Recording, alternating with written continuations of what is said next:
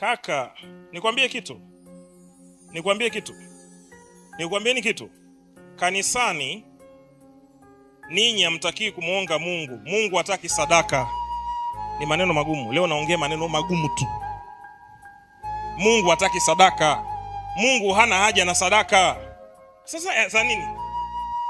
Anasema leteni zaka kamili ghalani kwangu.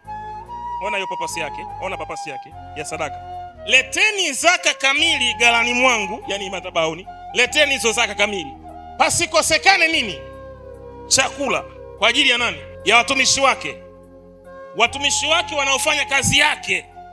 Yani sisi watumishi tunatakiwa tule wapi? Madhabahuni.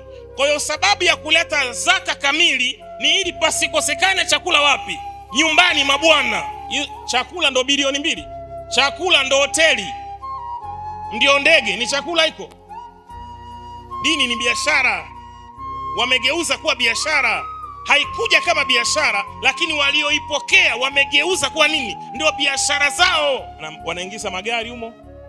Tunaitwa wote matapeli. Wengine tunaumia kuitwa matapeli kwa sababu tunajua nafsi zetu.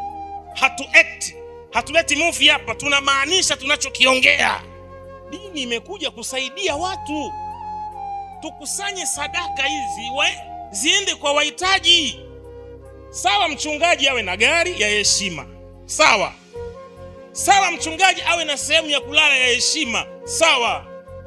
Sawa mchungaji ale chakula kizuri. Sawa. Sawa kanisa lijengwe zuri. Sawa. Lakini wahitaji, anasema nilikuwa na njaa hamkunipa chakula.